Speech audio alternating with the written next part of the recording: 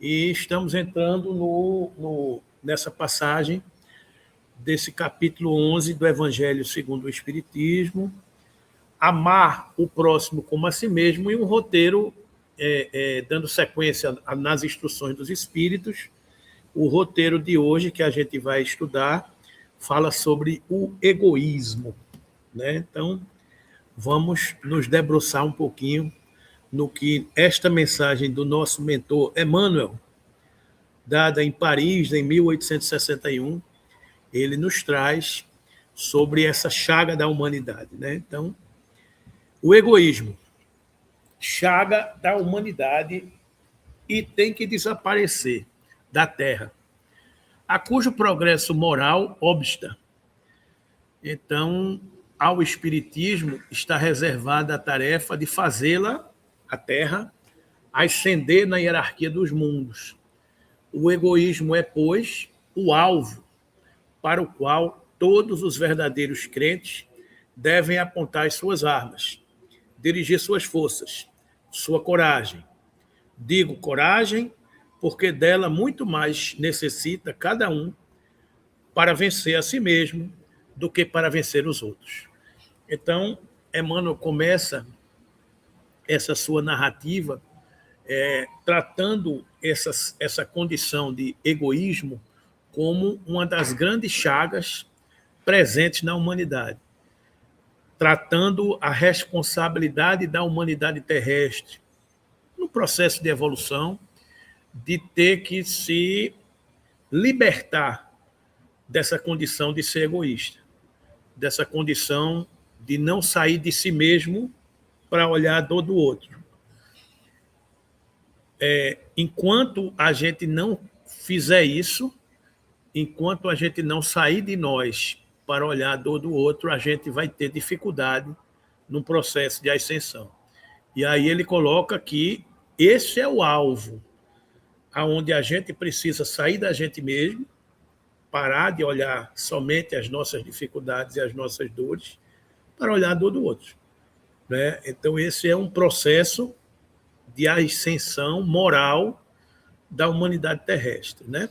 Então, que cada um, portanto, empregue todos os esforços para combatê-lo em si mesmo, certo de que esse monstro devorador de todas as inteligências, esse filho do orgulho, egoísmo, filho do orgulho, é o causador de todas as misérias do mundo terreno. É a negação da caridade e, por conseguinte, o maior obstáculo à felicidade dos homens. Então, aquilo que a gente conversava agora, Canta, se eu não paro para ouvir o outro, porque eu tenho uma dor, ou porque eu estou apressado, ou porque eu estou mergulhado nos meus problemas, eu estou deixando passar uma oportunidade de aprender com o outro, de servir, de ser um instrumento do amor de Deus.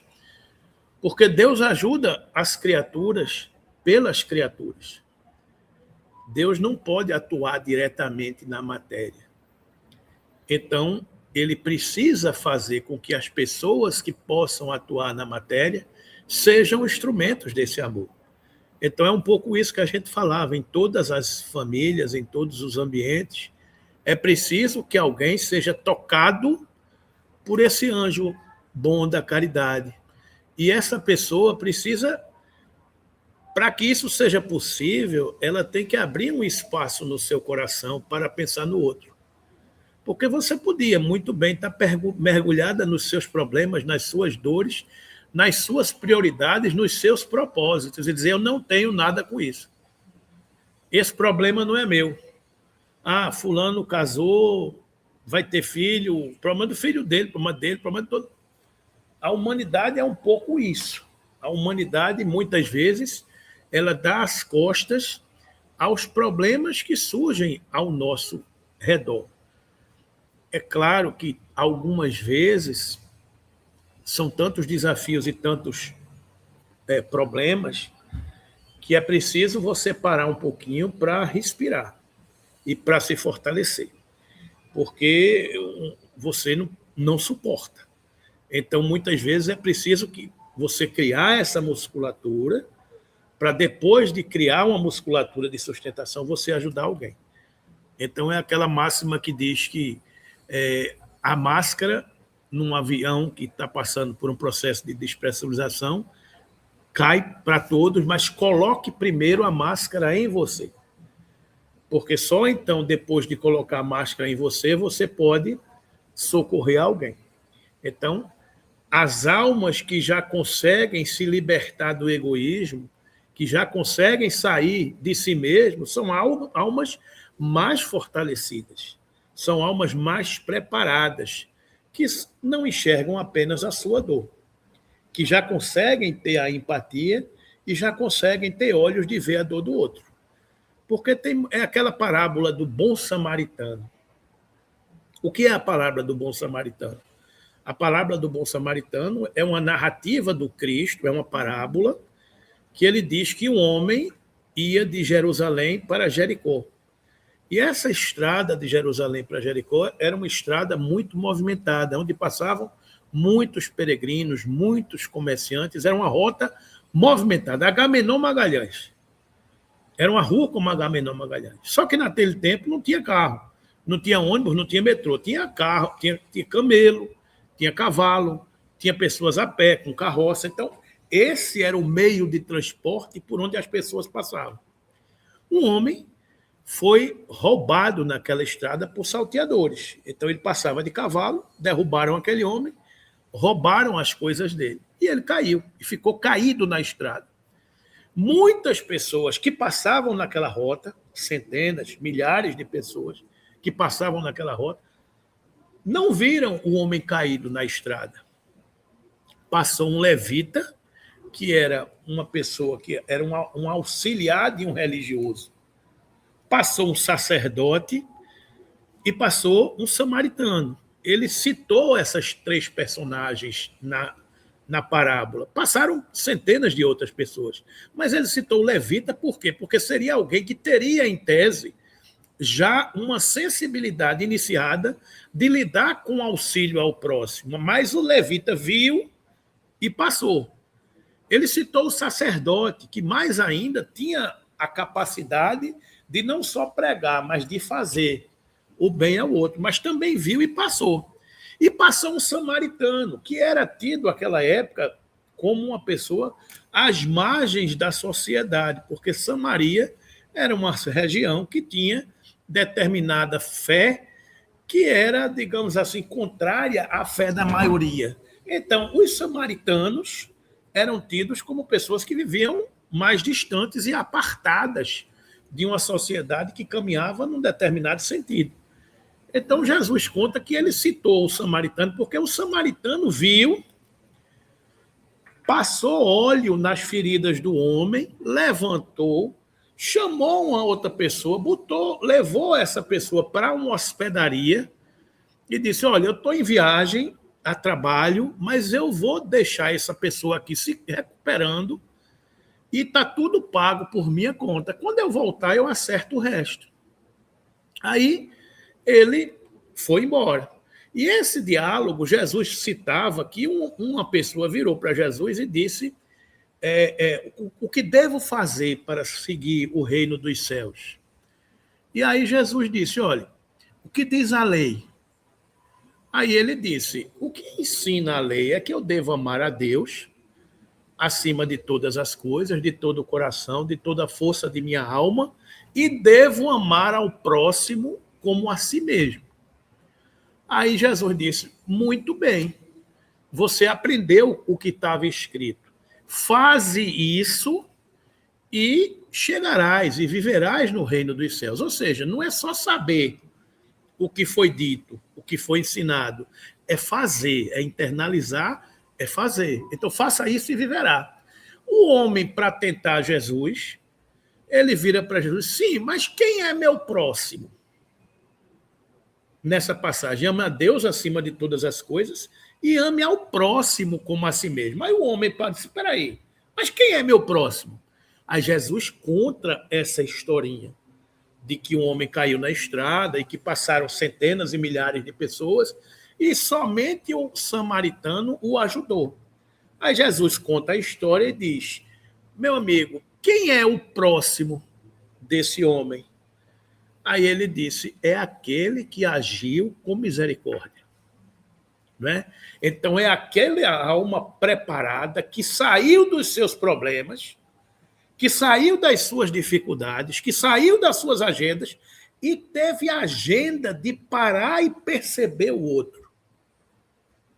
E percebendo o outro, parou um pouco a sua agenda e foi dar a mão a quem estava estendido. Esse é o meu próximo. É aquele que age com misericórdia e que age com caridade. Os demais agiram com egoísmo, com orgulho, com vaidade, com uma série de virtudes que nos afastam do amor e do sentimento verdadeiro que o Cristo nos ensinou. Então, nessa estrada populosa de Jerusalém para Jericó, passaram centenas, milhares de pessoas. 3 pessoas viram que Jesus cita, o sacerdote, o levita e o samaritano.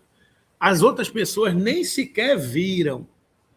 Passaram e nem olha aquela situação. 3 viram, somente um enxergou, que foi aquele que saiu de si, libertou-se do seu egoísmo e disse, não, aquela dor daquele homem está precisando de mim naquela hora.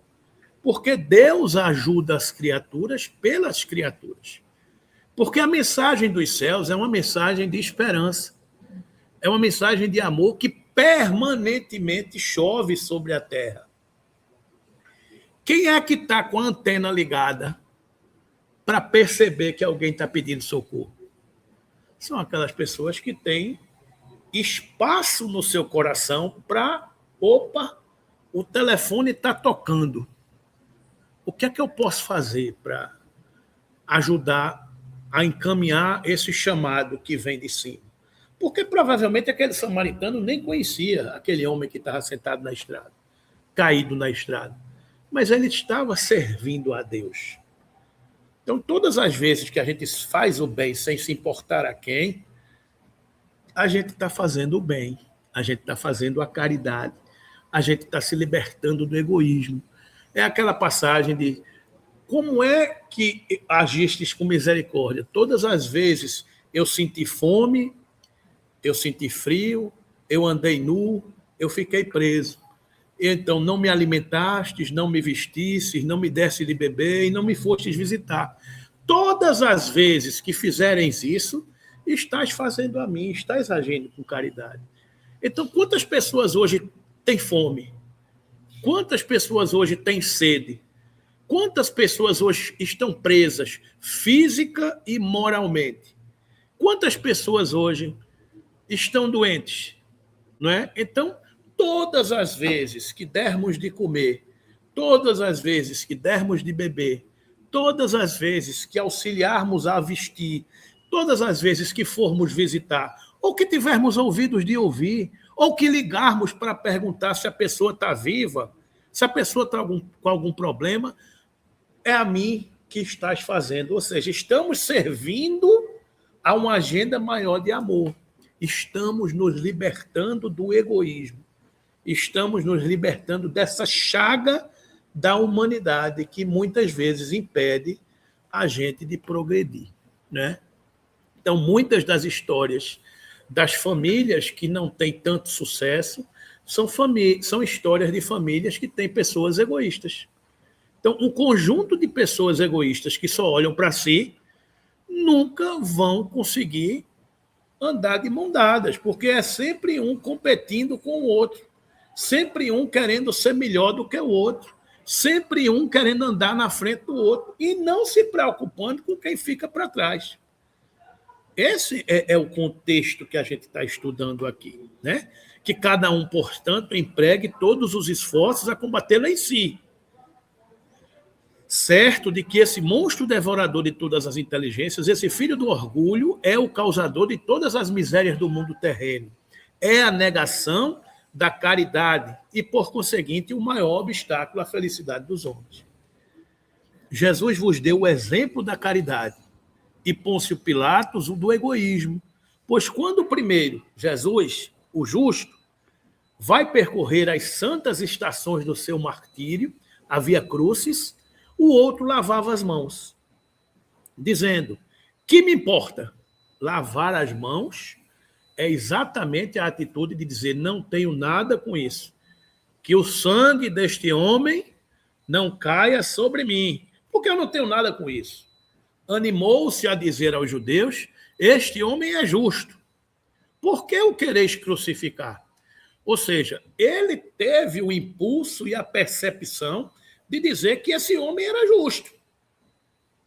Mas ele parou aí e permitiu, entretanto, deixam que o conduzam ao sepulcro. Uma ordem de Pôncio Pilatos podia encerrar aquela situação, aquele cenário de crucificação e de julgamento. Mas ele lavou as mãos. Que o sangue desse homem não caia sobre mim, né? Quantas vezes nós também não agimos como Pôncio Pilatos? A gente lava as mãos, né? Aí Emmanuel conclui aqui dizendo que é a esse antagonismo entre a caridade e o egoísmo, a invasão do coração humano por essa lepra, que se deve atribuir o fato de não haver ainda o cristianismo desempenhado por completo a sua missão. Cabem a vós, novos apóstolos da fé, a cada um de nós aqui presentes, encarnados e desencarnados, que os espíritos superiores esclarecem, que a gente está aprendendo com a inspiração superior, o encargo e o dever de extirpar esse mal, a fim de dar ao cristianismo toda a sua força e desobstruir o caminho dos pedrouços que lhe embaraçam a marcha. Expulsai da terra o egoísmo, para que ela possa subir na escada dos mundos, porquanto já é tempo de a humanidade envergar sua veste viril, para o que cumpre que primeiramente os espilais dos vossos corações. Então, Emmanuel nos conclama a dizer que a gente precisa se revestir da caridade em nossos corações, para poder a gente extirpar esse mal que nos sufoca, que nos faz deixar de olhar a dor do outro, não é? E, na sequência, o espírito de Pascal conclui essa mensagem do egoísmo quando ele diz: se os homens se amassem com mútuo amor, mais bem praticada seria a caridade. Se os homens se amassem com mais mútuo amor, mais bem praticada seria a caridade. E aqui a gente não está olhando o sentimento exclusivista e egoísta do amor familiar.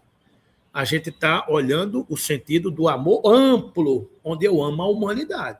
Se os homens se amassem com muito amor, porque muitas vezes, como a gente falava aqui, a gente está limitado às circunstâncias becituma, então eu só amo a minha família. Se não for da minha família, eu não amo. Então, a gente deve amar a nossa família, sim, mas a gente também deve amar a humanidade. A gente tem que ter esse sentimento plural, porque somos da família universal. É como dizia Jesus: quem é minha mãe, quem é meu pai, quem são meus irmãos. Meu pai, minha mãe e meus irmãos são todos aqueles que fazem a vontade do meu pai que está nos céus.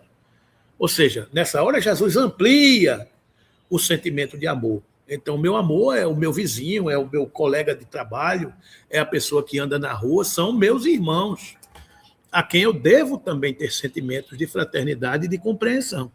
Então, se os homens se amassem com muito amor, como a gente estudou a semana passada, amai-vos abundantemente, né? Mais bem praticada seria a caridade.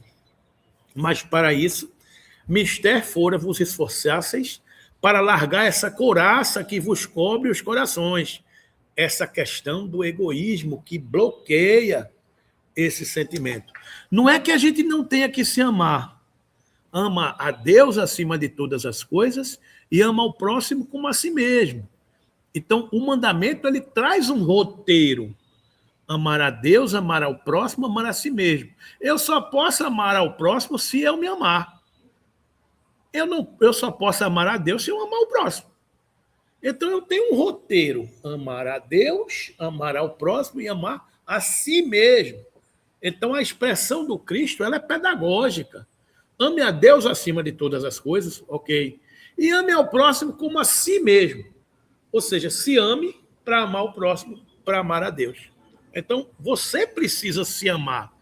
Porque uma pessoa que não se ama tem dificuldade de amar o outro. Tem dificuldade de enxergar virtude no outro. E se a pessoa não ama a si, não ama o próximo, ele não ama a Deus, que ele não vê, que ele não percebe. Então, é um processo de evolução, né? Esforçarmos-nos para largar essa couraça que cobre os nossos corações, a fim de nos tornarmos eles mais sensíveis aos sofrimentos alheios.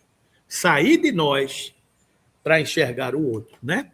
A rigidez mata os bons sentimentos.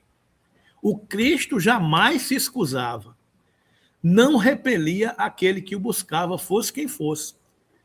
Jesus não deixava de servir a quem o procurasse. Ele não esperava que alguém o procurasse, ele já sentia e já ia direto àquela pessoa, não é? Socorria assim a mulher adúltera como criminoso.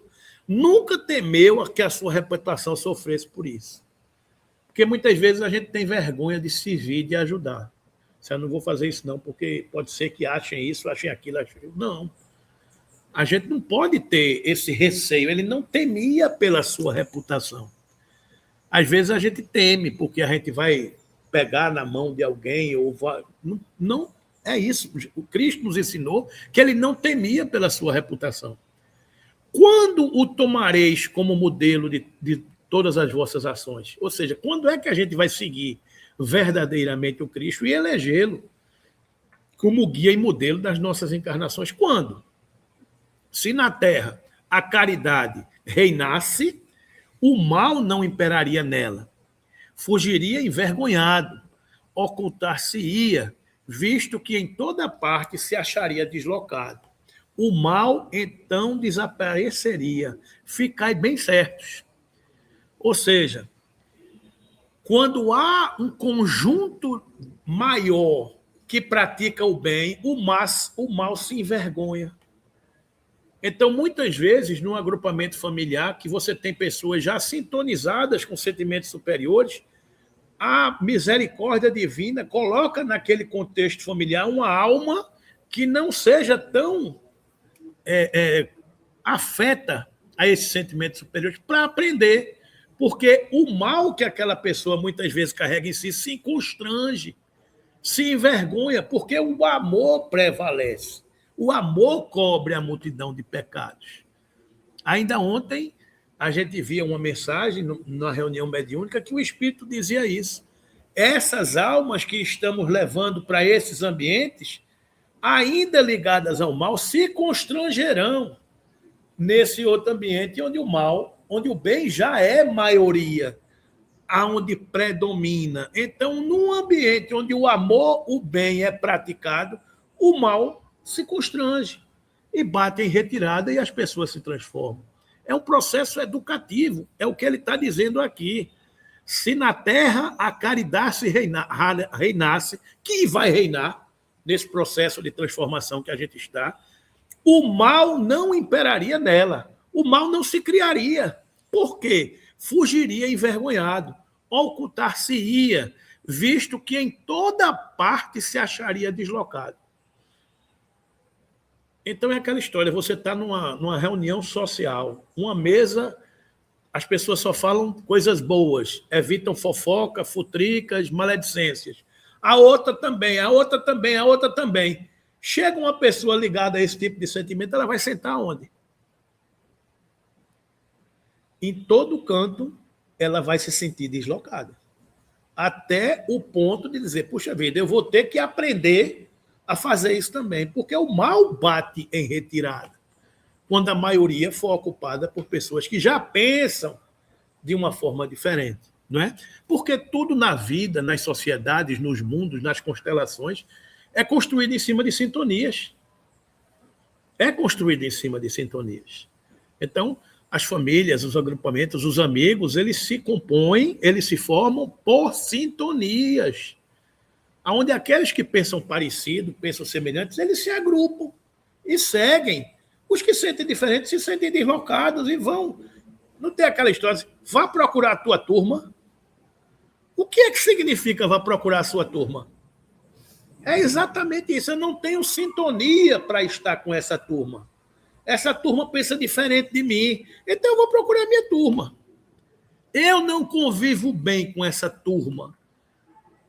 Então aquela convivência está me fazendo mal. Está me sufocando. Está fazendo eu me tornar uma pessoa que eu não sou. O meu santo não bateu. Não é? Então, às vezes a gente convive em determinados ambientes, determinadas circunstâncias, que, puxa vida, as pessoas são muito diferentes de mim. O que é que eu estou fazendo aqui? Eu não estou conseguindo com que as pessoas pensem o que eu estou pensando. As pessoas não querem ouvir. Então, é como eu estava vendo um pastor um dia desse dizendo, então dê a essas pessoas o benefício da sua ausência. As pessoas não querem ouvir o que você tem para dizer, Rita. As pessoas não querem ouvir. Você está falando, está tentando dizer, mas as pessoas não querem ouvir. Você deixou de ser uma pessoa interessante. Então, vá procurar a sua turma. A sua turma é outra. As suas sintonias são outras. E isso a gente não tem que agredir ninguém. São agrupamentos que andam com as suas sintonias. Um dia, quando a Terra estiver extirpado esses sentimentos inferiores, todos nivelarão. Todos nivelarão. E a Terra será a Nova Jerusalém, porque todo mundo falará a mesma coisa. Todo mundo seguirá o mesmo pastor, embora por estradas diferentes, mas levará o mesmo objetivo. A gente não tem que obrigar ninguém a nada, porque cada um no seu tempo, na sua forma, no seu momento. E a gente precisa entender tudo isso, não é? Então, se na Terra reinasse a caridade, o mal não imperaria nela, fugiria envergonhado, ocultar-se-ia, visto que em toda parte se acharia deslocado, ou seja, não há lugar para se criar. O mal, então, desapareceria, ficar bem certo. Começai por vós a dar o exemplo. Sede caridosos para com todos indistintamente, e esforçai-vos por não atentar que vos olhem com desdém, e deixai a Deus o encargo de fazer toda a justiça. A Deus que todos os dias separa do seu reino o joio do trigo. Veja que coisa interessante. Esforçai-vos por não atentar nos que vos olham com desdém. Muitas vezes você quer dizer alguma coisa e as pessoas olham com desdém para você. É o que eu estava dizendo, que as pessoas não querem lhe ouvir, então deixa a Deus. O encargo... Fomentar, né? Porque às vezes a pessoa fomenta, a gente fomenta. Ao invés de apaziguar ou fazer ouvido silenciador, ou não fomentar, a gente cria dificuldade, né? Aumenta, né? Amplia, né? Amplifica. Amplia, porque quando diz a Deus... Deus tome conta.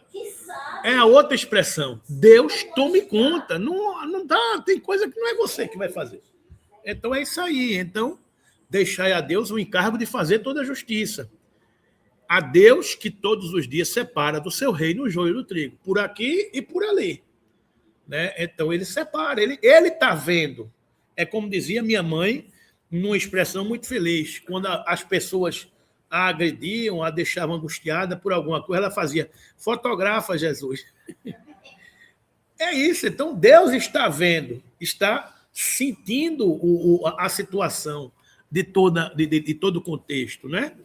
O egoísmo é a negação da caridade. Ora, sem a caridade não haverá descanso para a sociedade humana. Sem a caridade não haverá descanso para a sociedade humana. Digo mais, não haverá segurança. Com o egoísmo e o orgulho, que andam de mão dadas, a vida será sempre uma carreira. Olha aí, em quem vencerá será o mais esperto. A gente ainda vive nessa sociedade, onde a sociedade privilegia o mais esperto. Aqueles que andam de mão dadas com a caridade, com o orgulho e com o egoísmo.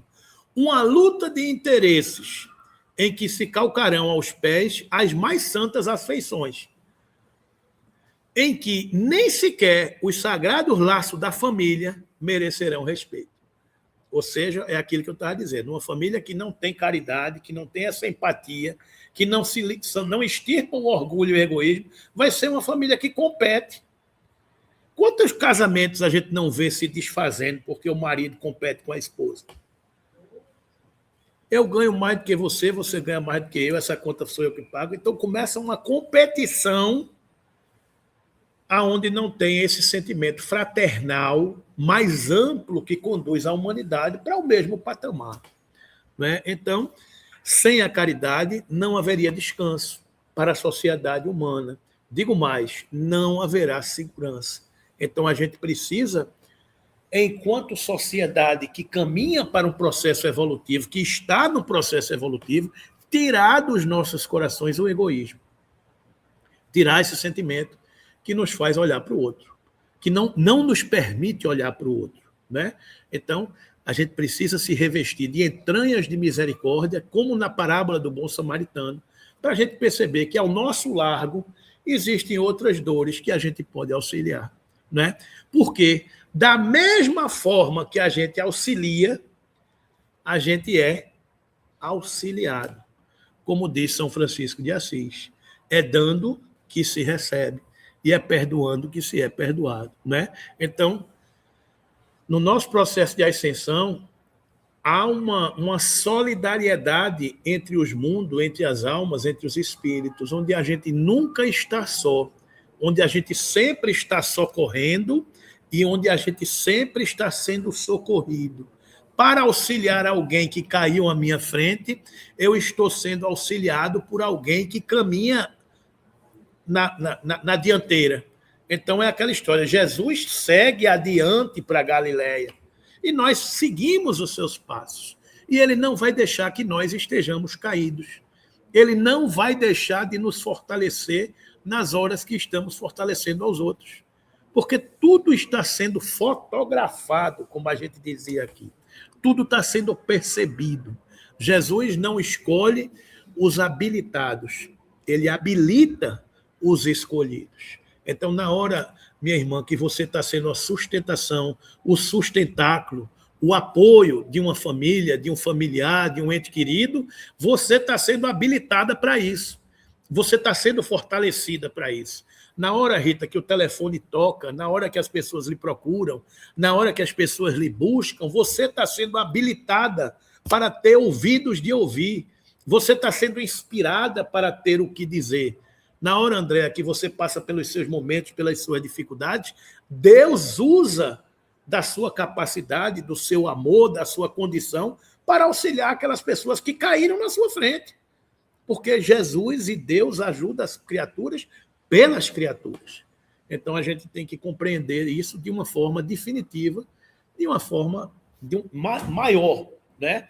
Para que a gente consiga vencer esse mal que ainda atua dentro de cada um.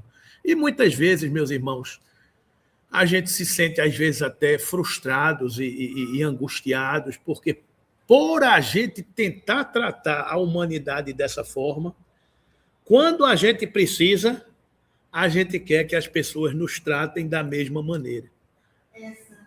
Esse é o ponto, né, Rita? A gente, na hora que a gente vai, puxa vida, eu passei toda uma vida ajudando, servindo, me curvando, dando a mão, e na hora que eu caí, cadê os amigos? Cadê os amigos? Onde eles estão? Né? Então, nessas horas, a gente fica angustiado, a gente fica pensando, mas aquele que está lá em cima não desiste de nós. Aquele que está lá em cima não desiste de nós. E muitas vezes, Rita, esse processo que demora, essa travessia que é cansativa, é exatamente a cereja do bolo para concluir aquele processo de coroamento da nossa jornada. Né? A hora que o maratonista mais cansa não é na largada. A hora que o maratonista mais cansa não é no meio da prova. A hora que ele está mais cansado, qual é? É perto da chegada. É porque você já esgotou as suas energias e naquele print final, você está exatamente tirando de onde você não mais tem. Então, é nessa hora que você tem que arrumar uma energia fora de si, porque a reta final está bem ali. Está bem ali. Então, é nessas horas mesmo aqui, não dá para ninguém entrar na prova e terminar por você. Não dá para eu chamar ninguém na torcida e dizer, meu irmão, vem cá, termina a prova por mim. Então, a gente está nessa maratona da vida, a gente está nessa travessia, e ela é individual. Essa nossa jornada é individual. A gente começou só, no caminho a gente encontra um bocado de gente, mas a gente vai terminar só. Apoiado por muita gente, com muita gente torcendo, com muita gente querendo que a gente chegue lá. Mas é só. É do jeito que a gente veio, é do jeito que a gente conclui. Então, que a gente se fortaleça, que a gente se ampare, que a gente consiga entender isso e que seja grato pela oportunidade. Fácil? Não é. Não é fácil. É difícil, porque as jornadas da Terra são difíceis, né? Mas a gente vai chegar. Com certeza, a gente vai chegar, né? Então, que Jesus nos abençoe, nos ampare, nos socorra e permita que a gente consiga, concluindo essas nossas jornadas, que muitas vezes são exaustivas, muitas vezes a gente está com os pés doendo, a gente está com os pés sangrando, o joelho já não suporta, mas a reta final é logo ali e a gente vai chegar, né? O orgulho e o egoísmo são essas chagas que impedem que muitas vezes a gente dê esse voo mais alto rumo à plenitude. Que Jesus nos abençoe, nos ampare hoje e sempre, né?